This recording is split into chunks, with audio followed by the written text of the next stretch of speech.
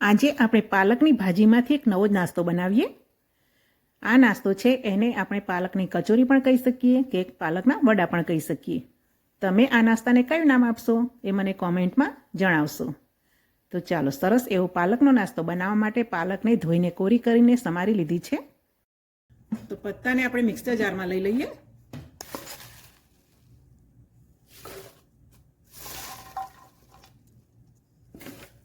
એમાં 1 વાડકી પાણી ઉમેરી અને એને ક્રશ કરી લઈએ।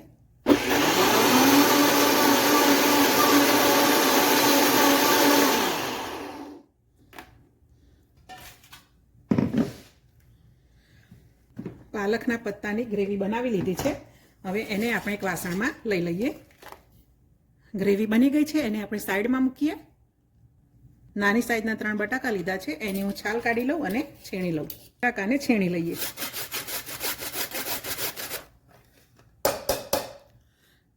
તો જો બટાકા છીણાઈ ગયા છે।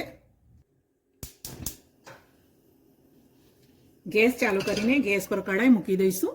એમાં આ ચમચાના માપથી 3 ચમચા જેટલું તેલ ઉમેરી લઈશું। તેલ ગરમ થઈ ગયું છે તો એમાં 1 ચમચી અજમો ઉમેરી દઈએ। ચપટી હિંગ ઉમેરી લઈએ। અજમો સરસ સંતળાઈ જાય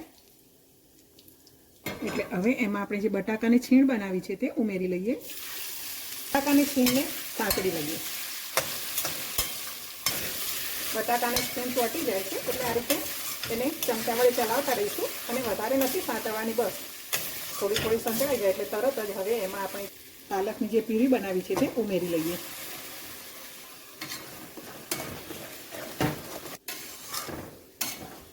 અને ગેસની ફ્લેમ મીડિયમ રાખીને આ રીતે તવેથા વડે એને ચલાવતા જઈએ। જો આ રીતે સરસ પ્યુરી થઈ જાય અને ઉકળવા માંડે એટલે એમાં મસાલા કરી લઈએ। સ્વાદ અનુસાર એમાં મીઠું ઉમેરી લઈએ।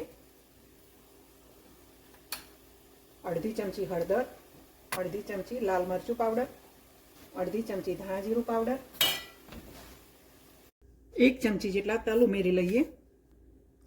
પોણી ચમચી જેટલો આમચૂર પાવડર ઉમેરી લઈએ। 2 ચમચી જેટલી દળેલી ખાંડ ઉમેરી લઈએ। 2 લીલા મરચાં ઉમેરી લઈએ। થોડા લીલા ધાણા ઉમેરી લઈએ। હવે બધું સરસ રીતે મિક્સ કરી લઈએ। હવે બધા જ મસાલા મિક્સ થઈ જાય પછી એમાં આપણે ઘઉંનો લોટ ઉમેરવાનો છે। રોટલી બનાવવા માટે જે લોટ વાપરીએ જ ઉમેરવાનો છે। તો પહેલાં હું 1 વાડકી લોટ ઉમેરી દઈશ અને એને સરસ રીતે મિક્સ કરી લઈશું। હવે એમાં અડધી વાડકી લોટ ઉમેરી લઈએ। ગેસની ફ્લેમ સ્લો રાખીને મિક્સ કરવાનું છે અને સરસ મિક્સ થઈ જાય પછી આપણે ગેસની ફ્લેમને બંધ કરી દઈશું।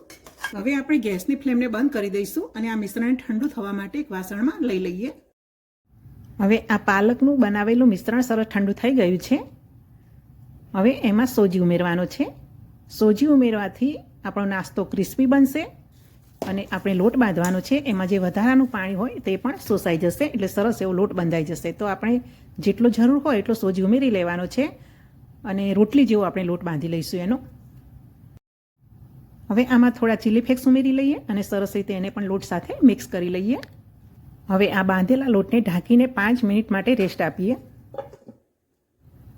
હવે 5 મિનિટ થઈ ગઈ છે તો લોટને ફરીથી એક વખત સરસ મસળી લઈએ અને હાથને ઓઇલ વડે ગ્રીસ કરીને આપણે નાની મોટી જેવી કચોરી બનાવી હોય તે પ્રમાણે લુઓ લઈશું અને લુઆને આ રીતે રાઉન્ડ શેપ આપીશું એટલે સરસ એવો ગોળ બનાવી લેવાનો છે અને હાથની હથેળી વડે એને આ રીતે પ્રેસ આપીને એમાંથી સરસ એવી કચોરીનો શેપ આ રીતે હાથની આંગળી ઉપર મૂકીને પણ આપણે પ્રેસ આપી શકીએ છીએ। તો સરસ એવી કચોરી બની ગઈ છે। આ જ રીતે આપણે બધી જ કચોરીને બનાવી લઈશું। બધી જ કચોરીના શેપ આપી દીધા છે। હવે તેલને પણ ગરમ થવા માટે મૂકી દીધું છે। તેલ ગરમ થાય એટલે એમાં કચોરીને આપણે તળી લેવાની છે। તો હળવા હાથે એમાં કચોરીને તળવા માટે મૂકીશું। જ્યારે આપણે કચોરી તળવા માટે મૂકીએ ત્યારે ગેસની ફ્લેમ મીડિયમથી સ્લો રાખીશું કેમ કે એમાં પાલકનું લિક્વિડ ફોર્મ છે એટલે આ રીતે થોડા બબલ્સ પણ થઈ શકે છે। કચોરી થોડી તળાઈ જાય એટલે હળવા હાથે એને ઉલટાવી લઈશું। ઉલટાવી પલટાવીને બંને બાજુથી રતાશ પડતી થાય એવી તળી લઈશું। થોડું એને પ્રેસ આપીશું, ધીમા હાથે જ પ્રેસ આપવાનું। તો જુઓ કચોરી સરસ ફૂલવા માંડશે। બાજુથી આવી રતાશ પડતી થાય ને એટલે આપણે કચોરીને બહાર કાઢી લઈશું। તો જુઓ સરસ કચોરી આપણી તળાઈ ગઈ છે। એને એક ડીશમાં લઈ લઈએ। જ રીતે આપણે બીજી કચોરીને પણ તળી લઈશું. તો હવે બધી જ કચોરી આપણી બનીને તૈયાર થઈ ગઈ છે. આને આપણે કચોરી પણ કહી શકીએ કે પાલકના વડા પણ કહી શકીએ છીએ. તો જુઓ, સરસ બધી જ ફૂલીને સરસ એવી કચોરી આપણી બની ગઈ છે. હવે ગરમ ગરમ કચોરીને આપણે સર્વ કરીએ. એની સાથે ખજૂર આંબલીની ચટણી સર્વ કરી લઈએ. તો તૈયાર છે આપણી સરસ એવી પાલકની કચોરી. જુઓ, બની છે ને ઉપરથી ક્રિસ્પી અને અંદરથી સરસ પોચી. મિત્રો, રેસીપી ગમી હોય તો વિડીયોને લાઇક કરવાનું ભૂલતા નહીં.